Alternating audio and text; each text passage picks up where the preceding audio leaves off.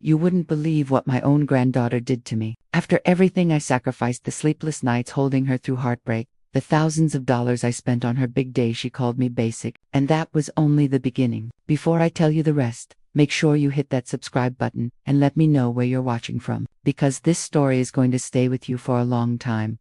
I never thought I'd become the villain in my own family's story. It didn't happen all at once. It crept in slowly, one quiet dismissal, one unappreciated gesture, one phone call that never came. Still, nothing prepared me for the moment. Madison, my first granddaughter, the same baby I used to rock to sleep on my chest, looked me straight in the eye and decided I was too basic for her bridal shower. Something inside me broke so cleanly it didn't even make a sound. She didn't say it to my face, of course not. That would have taken courage. Instead, she said it in a group text I'd been accidentally left in. They were talking about the final details of her bridal shower, the one I was paying for out of my retirement account. I hadn't held back at all. Custom linen napkins with her monogram, a floral arch flown in from Savannah, a vineyard-style venue tucked away in the Blue Ridge Mountains, everything she'd asked for. And yet, in that message thread, she laughed. Can we make sure Grandma doesn't show up in her usual Kohl's outfit? This vibe is luxury, not basic. Another message followed, probably from one of her sorority friends. Ugh, yes, she gives cafeteria lady energy. Then, a third message appeared, from my own daughter, Claire. Let's just tell her we're keeping it small. She understand. My hands were shaking as I read it. At first, I told myself I must have misunderstood. Maybe it was meant for another chat. Maybe autocorrect messed something up. But no, my name was right there, plain as day. Along with the casual cruelty, I sat alone in my kitchen for a long time. The tea kettle kept whistling before I even remembered I'd put it on. I didn't cry, not then. Instead, I smiled. It was a strange, hollow smile I didn't recognize. Wish you all the best, darling, I typed back. Hope it's everything you dreamed. Then I picked up the phone and called the venue. Hi, this is Eleanor McCarthy, I said, my voice steady and sweet as pie. I'd like to cancel the reservation for June 14th. No reschedule, just cancel. Thank you kindly. They sounded shocked. The woman on the line even offered to waive the cancellation fee. I told her not to worry, had other plans for the money that night. I packed up the guest favors into a box and labeled it for a donation. I transferred the refund into the account I use for charity work and sent the entire amount to a women's shelter across town. I included a note dedicating it to all the women who've been told they were too basic to belong. I didn't tell anyone. The morning of the shower arrived with sunshine and a soft breeze. I sat across the street from the now empty venue, sipping iced tea from a thermos and watching the confusion unfold. Cars pulled in one after another. Heels clicked against the pavement, pastel dresses fluttered, and then panic set in. Phones came out, doors were rattled, a few angry calls were made. I recognized Madison's voice before I even saw her. What do you mean it's canceled? My grandma reserved this. Call her. She was frantic and embarrassed, her face turning bright red under the sun. I watched for a moment longer, then stood up and walked away. I should have felt guilty. Maybe a better woman would have. But all I felt was a quiet kind of peace. Like I'd finally stopped holding my breath after being underwater for years. Later that week, the calls started. Claire called first. Mom, what happened at the shower? I wouldn't know, I said calmly. Folding laundry. I wasn't invited. There was a long pause. You didn't have to cancel it. But I did, I replied. It was mine to cancel. After that, there wasn't much else to say. Just silence, awkward and sharp, like broken glass. I didn't expect an apology. Not yet. Maybe not ever. But word spread around town. People started whispering. Eleanor McCarthy, the sweet widow who donates turkeys every Thanksgiving. She ruined her granddaughter's bridal shower. It was almost funny, in a sad way. No one ever asked why I gave so much, or why I sat alone at church, or why my family never mentioned me on social media even when I was standing 2 feet away. They only noticed me when I finally pushed back. That week, I started a journal, not just about what had just happened, but about everything. The marriage, the lies, the family secrets I'd carried for decades, clutched like fire in my hands, burning my palms the entire time. Every night, I poured pieces of myself onto those pages. I didn't know yet what I would do with them. I only knew that I was done pretending. I had been quiet for far too long, and something inside me, something powerful, was beginning to wake up. The next chapter of my life had already started, and I had no idea how explosive it was going to be. The knock came just after sunset. At first, I assumed it was a neighbor, maybe Martha from across the street, stopping by with her blackberry cobbler the way she always did when she sensed something was wrong. But when I opened the door, it wasn't Martha. It was a young woman, maybe in her early 30s. She was thin, wide-eyed, with a dusty canvas backpack slung over one shoulder and a camera bag hanging from the other. "Mrs. McCarthy?" she asked, her voice soft but steady. "Yes." I kept the screen door closed. I'd learned to be careful, especially when strangers already knew my name. "My name's Lily. I'm doing a documentary project on women like you." I raised an eyebrow. "Women like me?" She flushed, clearly flustered. "I mean women over 60 who've been erased by their families, by the system. Women who gave and then were pushed aside. I've been traveling across the South collecting stories. A woman at the shelter in Charlotte gave me your name. She said you saved her life." My breath caught. It had been years. I knew exactly who she meant. I could still picture her clearly, arriving at the shelter with a baby on her hip and bruises blooming like violets along her arm. I'd held her hand that night and told her she was strong enough to start over. I'd never heard from her again. I opened the door slowly. "Come in, Lily." We sat at my kitchen table, the same floral vinyl tablecloth I'd had for decades between us, sipping lemon tea while she set up her recorder. She didn't rush me. She didn't push. She just waited, as if she understood that I needed time. And then I told her everything. The first lie, how it started small, working late, forgotten anniversaries, but grew into something darker. I told her about finding a hotel key in his suit jacket pocket, and how, when I asked him about it, he laughed right in my face. "Don't be dramatic, Ellie," he'd said. "You always make something out of nothing." I told her about the night I finally left. There was no screaming, no slammed doors, just quiet certainty. I packed one suitcase and placed my wedding ring on the dresser. He didn't try to stop me, not even once. Lily listened as if every word mattered. "You were married for 35 years, she asked gently. 35 years, 3 kids, and a lifetime of being invisible." Her eyes filled with tears. Then I asked something I hadn't planned to ask. "Why are you really here, Lily?" She blinked. "I told you the documentary." "No," I said, leaning forward. "You knew my name, my full name. You didn't get that just from Marianne." She looked down at her tea. Her fingers trembled. "I'm her daughter," she whispered. "Marianne's. You held me when I was a baby. I don't remember it, but she does. She said you gave her the strength to leave. My father said you're the reason she survived." My throat tightened.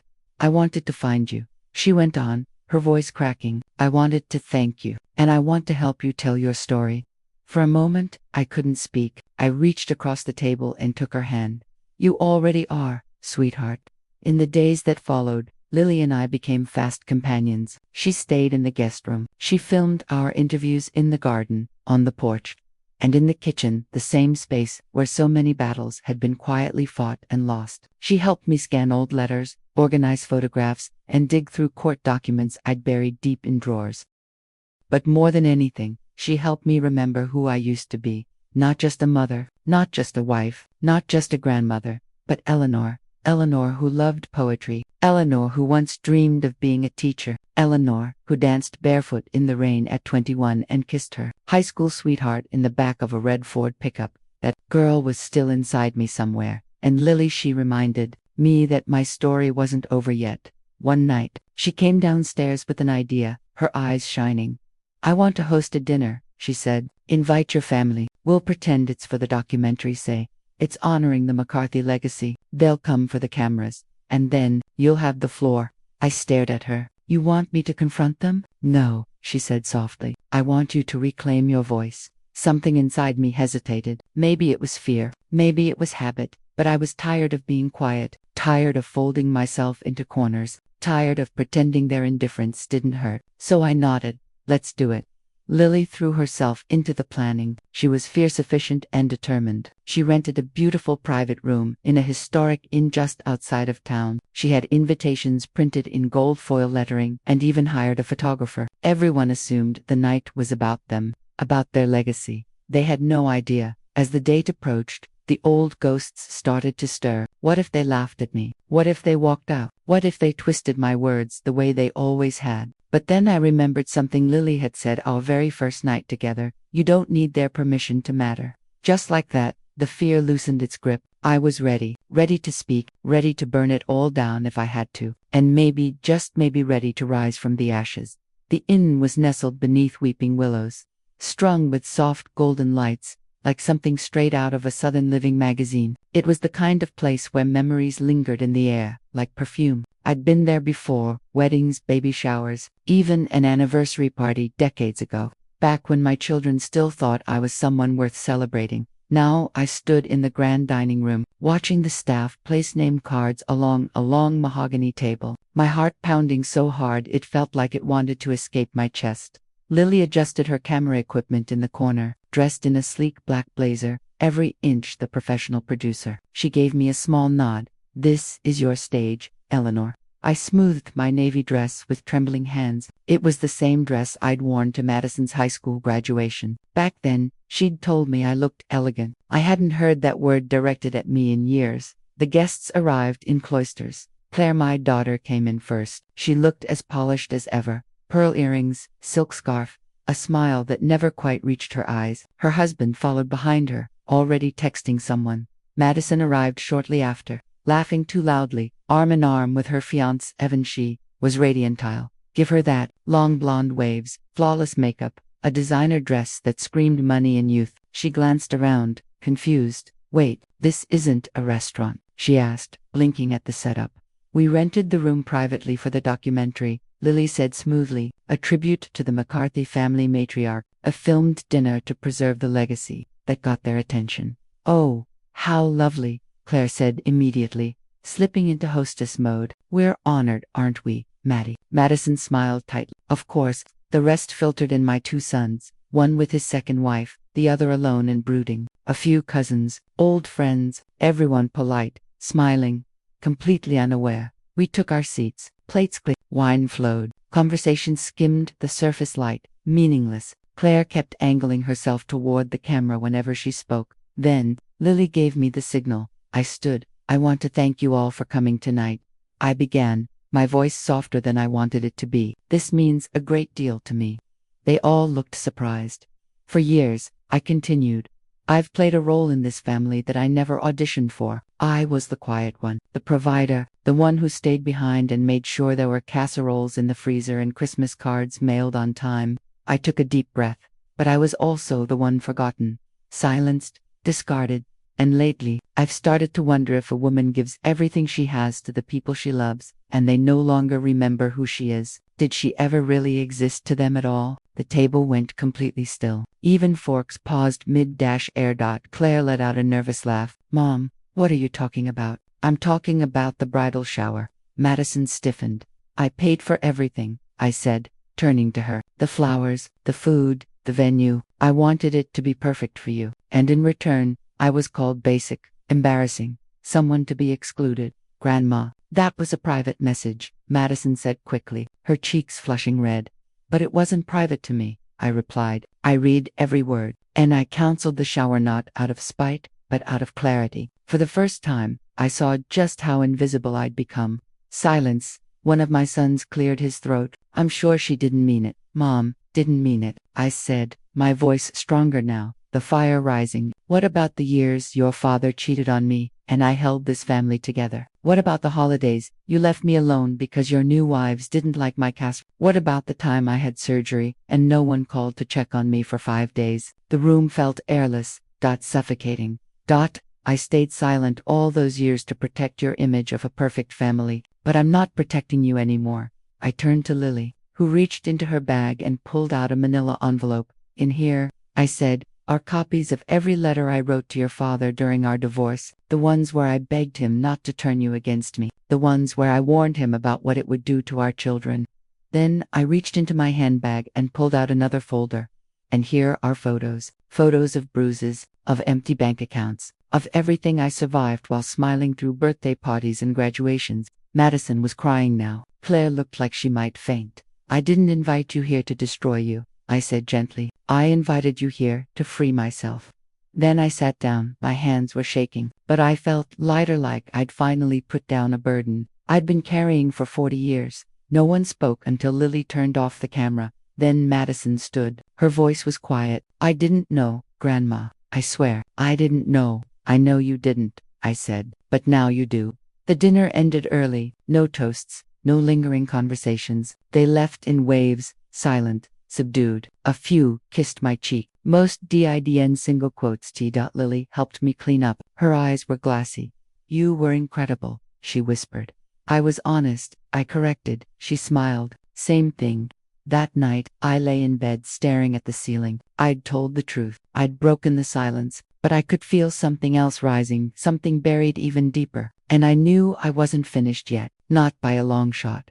I woke the next morning to a ringing phone and the dull ache of a storm building behind my eyes. It was Claire. Her name lit up the screen like a warning sign. I let it ring twice, 3 times. Then I answered. Hello, Mom. Her voice was brittle. We need to talk about that performance last night. That stunt.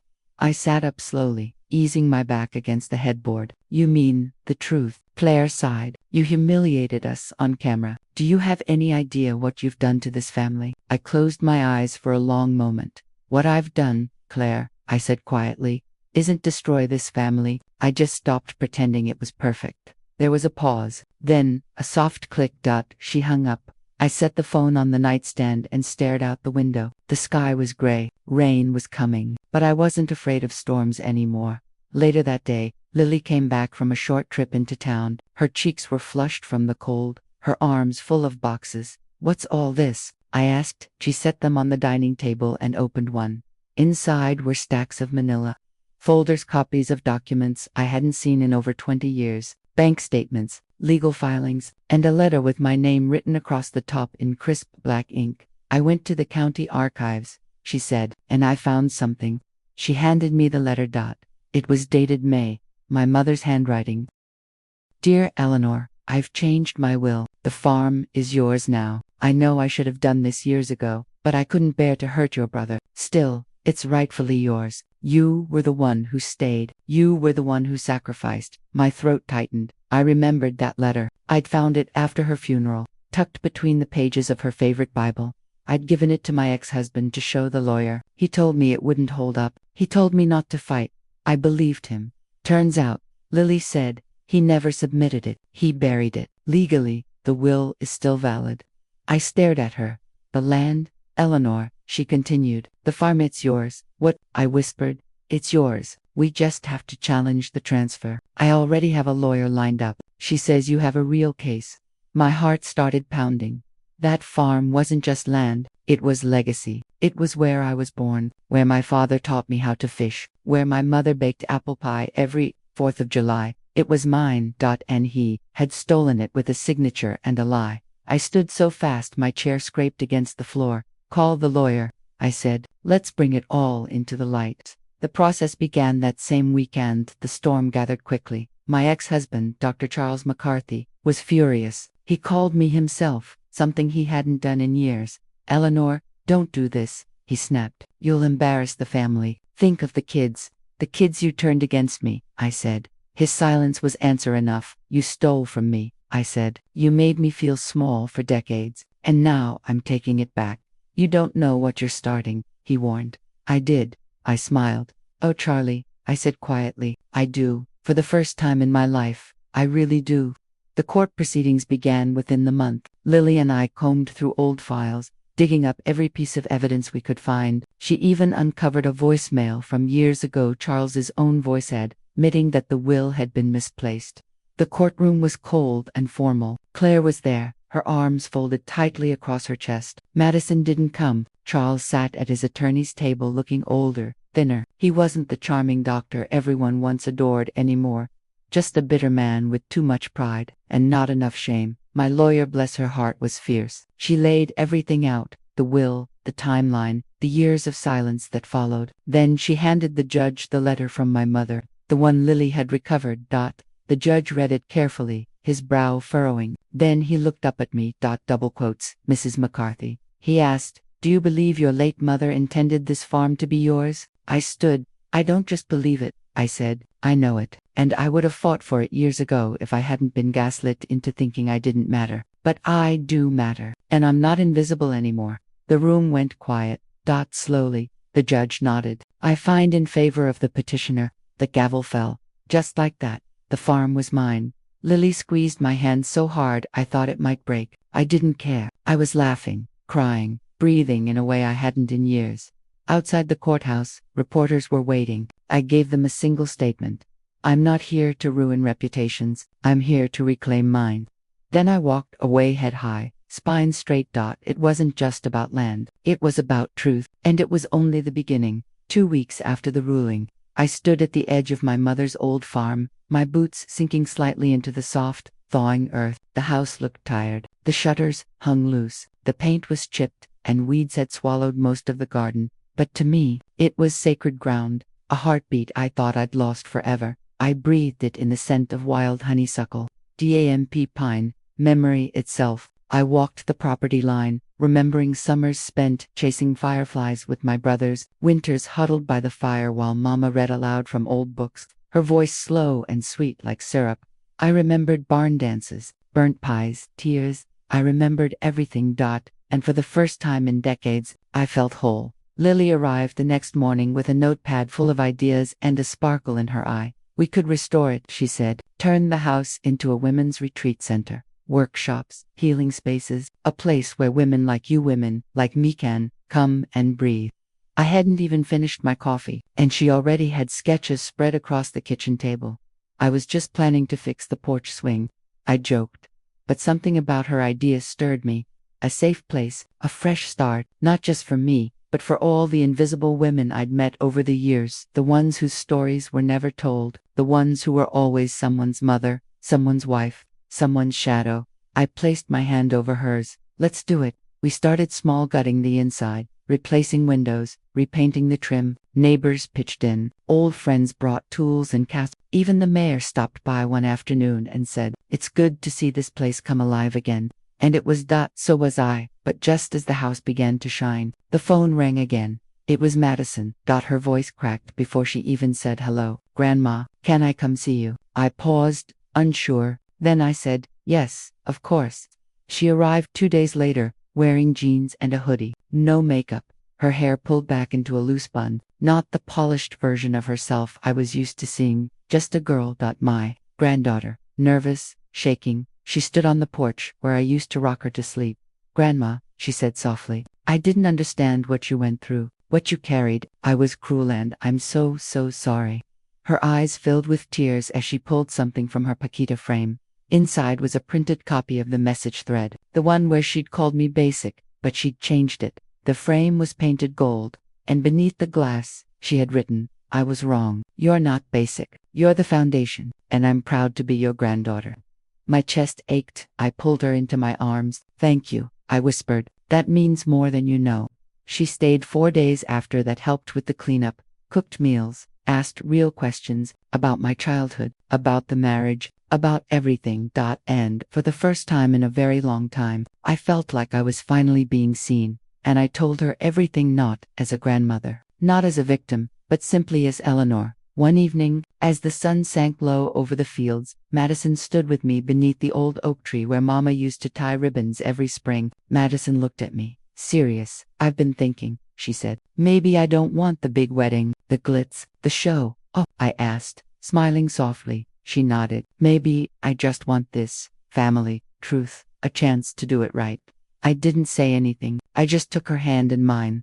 That night, I found myself dancing alone in the living room. Jazz drifted from the old radio, and then my favorite song came on at last, by Etta James. I swayed slowly, arms outstretched, tears falling freely, because at last, I was seen. At last, I was whole. At last, I was me. And, somewhere between the flicker of candlelight and the soft hum of the music, I knew this wasn't the end. It was only the beginning, and the best was still ahead. The morning of the wedding arrived, scented with freshly cut grass and magnolia blossoms. There was no church, no cathedral, no string quartet echoing through a stuffy hall. Instead, the farm itself was blooming. We had transformed the space behind the old barn into a garden chapel. Draped in linen and wildflowers, sunlight poured through the trees like a blessing straight from God himself. Mama's oak the ribbon tree stood tall and proud, now wrapped in white silk and memories. Madison had asked to be married here. Simple, intimate, true. There were no diamond-studded centerpieces, no rented swans, no influencers pretending to care. Just family, real family and redemption, blooming in the most unlikely soil. Guests began arriving around noon. Neighbors, friends, folks from town who hadn't seen the farm like this since summers long past. There was laughter, hugs, music in the air. I stood at the edge of the porch, watching them settle into white chairs on the lawn. Lily stood beside me, camera in hand, wearing the proudest smile I'd ever seen. "You ready for this?" she asked. I nodded. "I've never been more ready." Just before the ceremony began, a courier arrived with a thin envelope, handwritten, no return address. I opened it slowly. Inside was a letter from Charles. "Eleanor, you were right. I never saw you for who you were. I saw a version of you I could control. And when you stopped being that, I resented you. I know it's too late for forgiveness, but it's not too late for the truth. I'm stepping away from the practice. I've sold my share. Enclosed is a check. It isn't enough. It never will be, but it's something. I've told the kids everything. Do with it what you will." Charles folded inside was a check for tens of thousands. I stared at it not because of the amount, but because of what it meant. Not justice, not revenge. Recognition. I didn't tell anyone. Not that day. Not yet. I slipped the letter into my Bible, right where Mama had once hidden her will. Two women, both betrayed, both redeemed. The music began. I took my seat at the front, my heart full to bursting. Then Madison appeared at the top of the aisle, barefoot, no veil, wildflowers in her hands. She looked at me, not past me, not around me, not me, and she mouthed, "Thank you." Tears slid down my cheeks as she walked toward Evan, who waited with trembling hands and wide, awestruck eyes. They exchanged vows they'd written themselves, words about trust, forgiveness, humility. Madison spoke about generational healing, about how the wounds we inherit don't have to define us, but they do demand our attention. Then she spoke my name. "I dedicate this day to my grandmother, Eleanor McCarthy," she said, her voice steady, "for showing me that dignity isn't about appearances, it's about truth, and that love doesn't come from perfection, it comes from courage." The crowd rose in applause before the kiss even came. After the ceremony, Lily pressed a small envelope into my hand. "What's this?" I asked. "It's from the State Film Commission," she said. "They want to fund the full documentary. They love the footage. They want to call it Basic No More, the story of Eleanor McCarthy."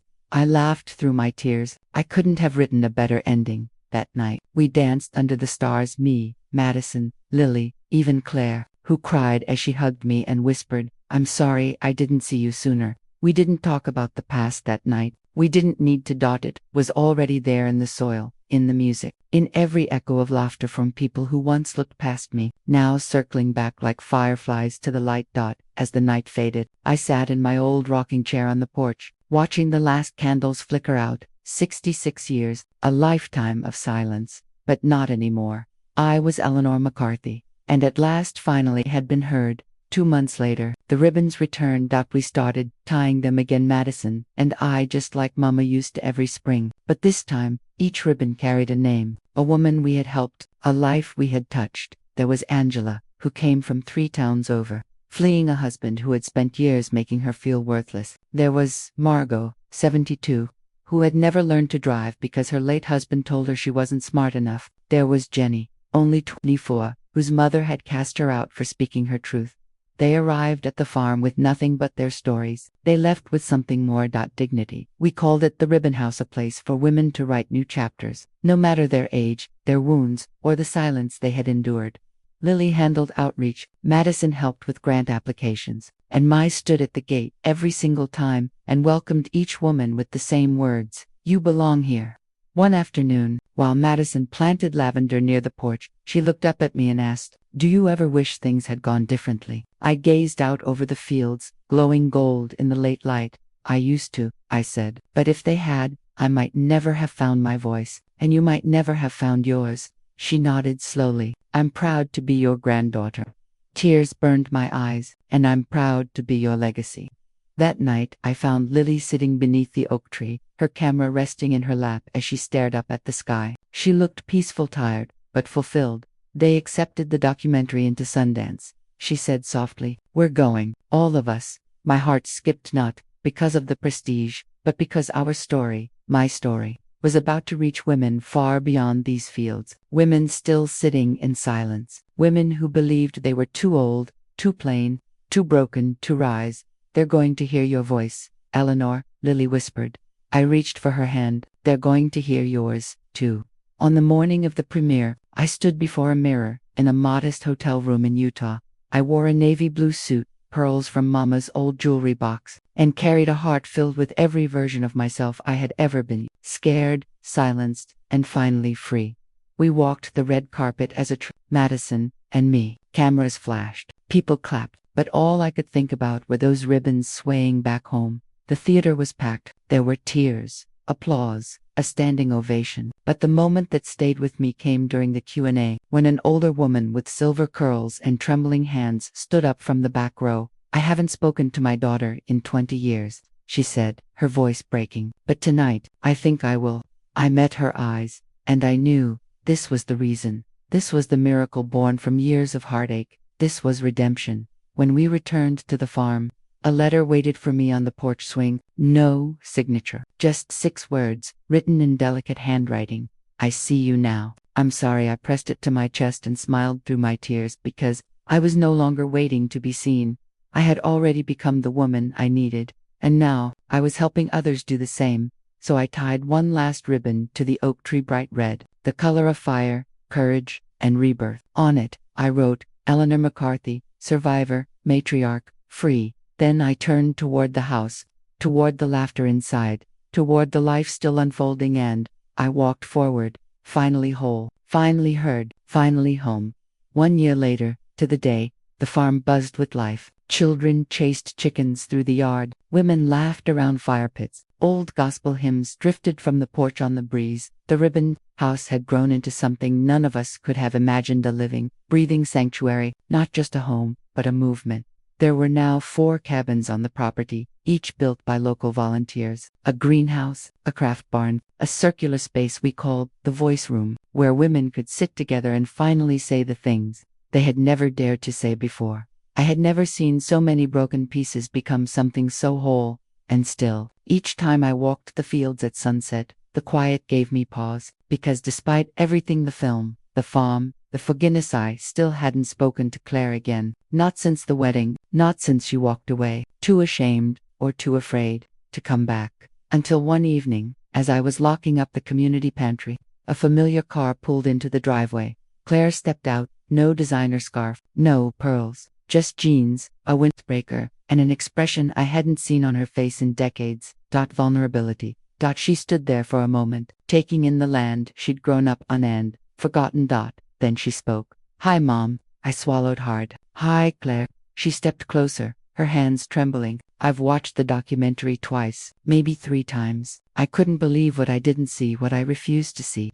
My voice stayed gentle. You were a child, Claire. No, she said, shaking her head. I was an adult. I had children of my own, and I chose convenience over truth. She reached into her coat pocket and pulled out something small, a folded, time-worn photograph. It was me, holding baby Claire, in front of the old farmhouse. I was smiling, radiant, exhausted.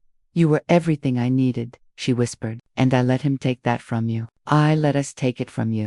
Tears filled my eyes. You can't change the past, baby, I said, taking her hand. But you're here now. She nodded, crying. Do you think I could volunteer here? Maybe help in the kitchen. I can cook.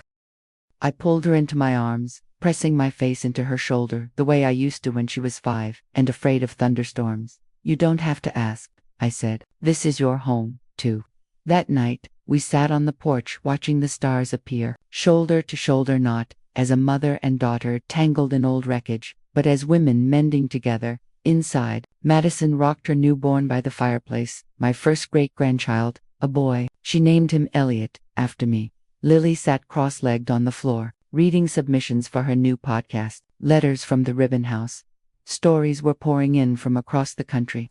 Women finally telling the truth because they'd seen that someone else, someone like them, had survived. Outside, the oak tree stood tall beneath the moonlight, its branches heavy with ribbons, some old, some new, all sacred. I closed my eyes and listened to the wind moving through the trees. For the first time in my life, I felt something I couldn't name right away. Then I realized it was peace. The kind that only comes after you've told the whole truth, survived the storm, and lived long enough to dance again. As fireflies blinked back to life around us, I whispered to myself, I was never too basic. I was just too much woman for people who couldn't see me. But now, they do. 5 years had passed since that first ribbon. 5 years since the farm had been nothing but overgrown grass and a broken porch swing. And I'd been something like that too. But standing there now, watching families spread across the lawn, seeing sunlight glint off silver hair, hearing children's laughter drift through the breeze, I knew one thing for certain. Every moment of silence, every cracked heart, every slammed door. It had all led here.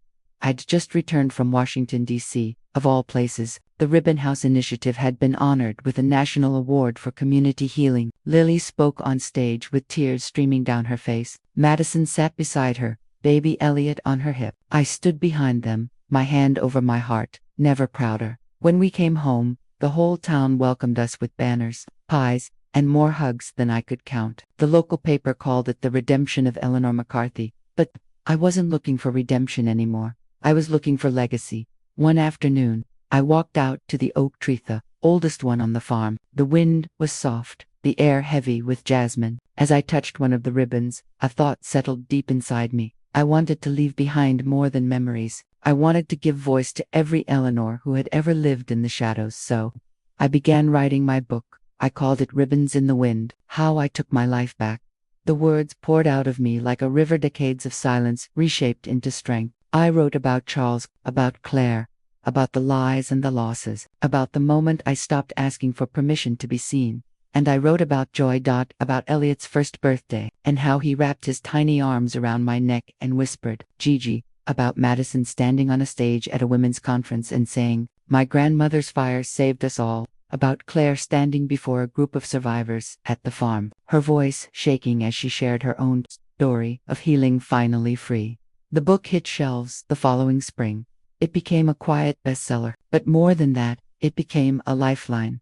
Letters came from Kansas, New Mexico, Ohio, women in their 60s, 70s even, their 90s, writing to tell me they'd left bad marriages, reconnected with estranged children, started painting again, started living again. And every time I read those letters, I thought of that first ribbon, and I knew the wind was still carrying our stories forward. One woman wrote, your story didn't just change my life, it gave it back to me. I kept every letter in a box I called the Second Chances drawer.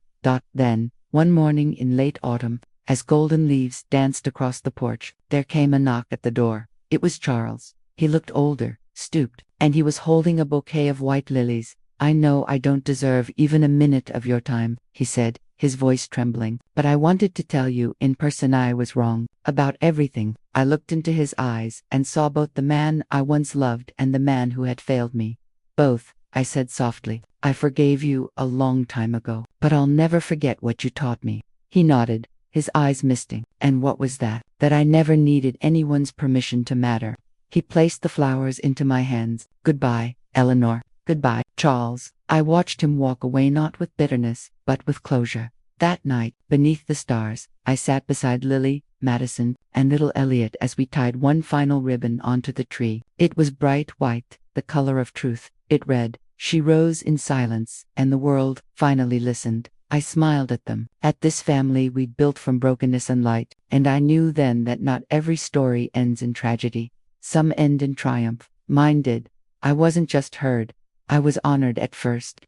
They told me I was too basic. Now, they say I'm legendary. The day I turned 72, the sky opened with a slow, golden rain that felt more like a blessing than weather. There was a party, of course, Madison insisted. Tables lined the front lawn of the Ribbon House. Draped in white lace and vases of wildflowers, women flew in from all over the country. Guests hugged, laughed, and shared stories of healing and courage like sacred rituals. But this year, something was different. I didn't feel like a guest of honor. I felt whole. The speech was simple. I stood before them holding Elliot's hand. He was 6, now bold, wild, and sweet. I spent most of my life thinking my story was too quiet, I told them, too simple, too basic. Laughter rippled through the crowd. But what I know now is this: the world is built on women like us, women who survive, who rebuild, who hold up generations and never ask for applause. The applause came anyway, after the cake was cut and the sun dipped behind the fields. I slipped away, barefoot, to the oak tree, smiling. One ribbon remained red velvet, soft but strong. In silver ink, I wrote, "For every woman who thought it was too late," as I knotted it around the branch. I looked up at the ribbons dancing above me, hundreds, now a forest of stories. Then, I sat on the old bench beneath the tree, the same one where I used to cry. Only this time, I closed my eyes and gave thanks for the betrayal, for the silence, for the fire, because it all led me here and here. I was not just alive, I was eternal. Eleanor McCarthy was no longer a footnote. She was a force, a lighthouse, a legacy.